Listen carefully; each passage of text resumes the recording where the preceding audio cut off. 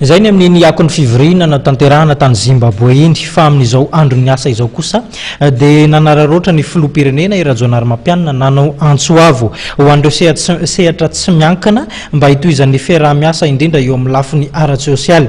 Nasiany teny tao anatin'ny fanehoan-keviny moa ny tokony anatanterahany vahoaka malagasy indrindra ny olom-pirenena amin'ny fanatanterahana ny fifidianana. Rahantsika ny fanampanazavana. Fiaraha-miasa ny sehatra tsy miankina sy ny fitondram-panjakana no avitana an'izao foto-drafitr'asa izao.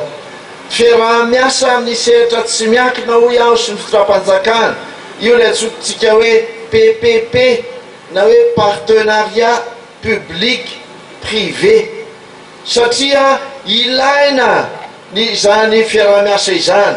Tsy fitondram-panjakana irery no anatanteraka ny asa rehetra, fa ny olom-pirenena, ny orinasa sehatra tsy miankina dia afaka ary tokony manana anjara amin'ny fampandrosoana ny firenentsika.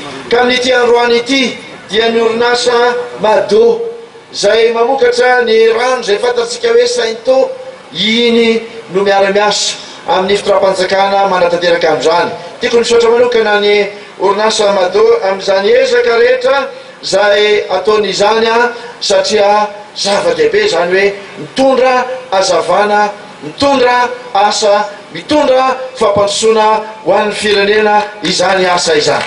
Fifidianana izay mipaka eny aminareo eny amin'ny faritra na hoe élection de proximité. Raisotanana ny andraikitrareo, jereo ny olona izay everinareo fa afaka hampandroso ny faritra eo aminareo satria anjaranareo mandray atanana an'izany. Izahay dia efa manana tetika asa ao anatin'ny politika mpanjakana entina hampandroso ny faritra rehetra eto Madagasikara. Matoky izahay fa ny fiarahantsika miasa dia antoka anankiray anatanterahana an'izany zavatra izany.